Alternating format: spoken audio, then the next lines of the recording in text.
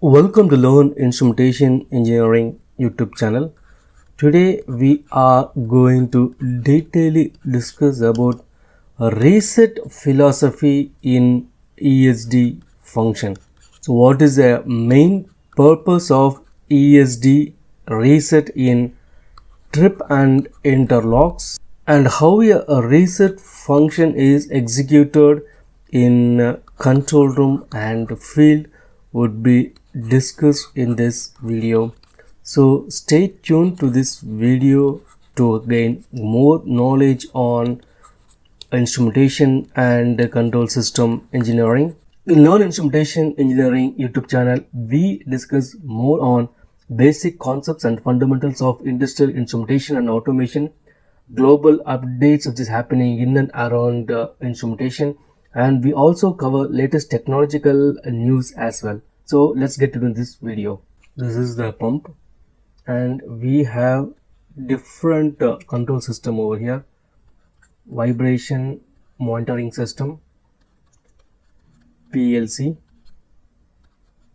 ESD, and in some process requirements we do have additional control system as well. So basically we have vibration, speed monitoring RPM, and bearing temperature that would be covered in VMS, and in PLC we would be having suction pressure transmitter, discharge pressure transmitter, seal oil system pressure level, lube oil system pressure level, etc. And in ESD system we would normally have overall plant trip ESD, or sometimes the particular section or area trip, so that also would trip this particular equipment.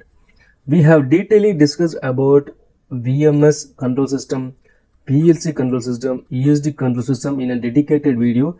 If you haven't watched that video, I will put the video link in the description so that you can watch that video. Coming to the reset philosophy in this pump. For example, now this pump got tripped.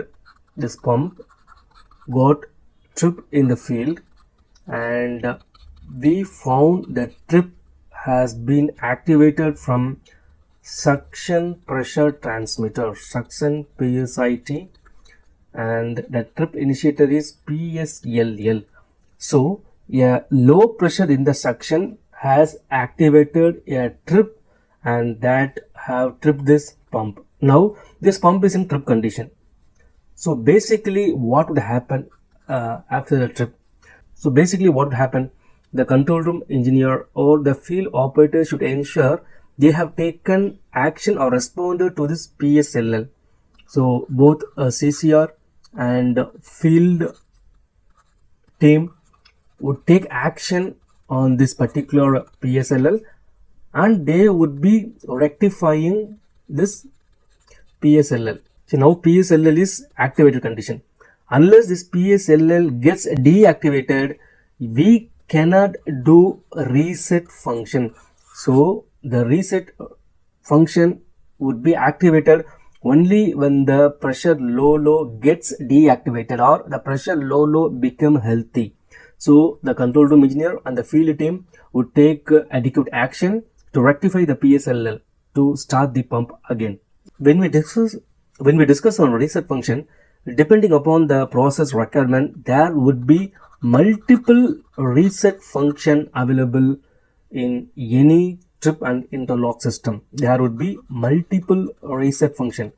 For example, this is a reset function, and we would have multiple reset. For example, we would have a PLC panel push button hardwired reset button. We may also have a CCR console push button hardware reset function. Again, we would also have a reset push button in the field area, and again we would have the reset function through soft reset, and this would be carried out through HMI. Okay, so depending upon the process requirement, we may have a multiple reset function like PLC reset, control room reset, field area reset, soft reset for a single pump. And this is a customized requirement that would be depending upon the trips and interlock conditions and process requirement of the particular process plant. Okay, why do we have so many reset over here? So first, if the pressure low condition gets deactivated or it becomes healthy, the field area operator or the field team should ensure that the pump is healthy and all process conditions are safe to operate. Again, the control room engineering team will also ensure that the pump can now be started and that would not disturb or destabilize the running plant as well. Sometimes if there would be any issues or process upset, if you have to go, sometimes if there would be any process upset while we start the pump, CCR team will do adequate precautions to safely start the pump, and at the same time they would also maintain the smoothness and stabilization of the process plant. If these conditions are okay, then CCR team will instruct the field area operator to activate the reset function from the field. So this would get activated. At the same time, the control room engineer or the CCR team would also execute the soft reset through HMI. So this would also get activated. In some of the process control requirement, we might have to visit the PLC panel and press the reset function. And again, in some of the customized requirement, the control room engineer will be activating the reset function from the console station as well. So all these multiple reset will be activated, ensuring that the process conditions in the field is safe and pump can be started. Once this reset function is enabled or activated, the pump would be getting a start permissive signal. So this start permissive signal is very mandatory to start the pump, and this start permissive will get activated only if all the reset functions are okay. So this is how a reset function is gets. So this is the main purpose of a reset function in trips and interlocks, and this is how a reset function is executed in both control room and field. So if this video was very useful to you, please hit the like button and share to our instrumentation engineering community.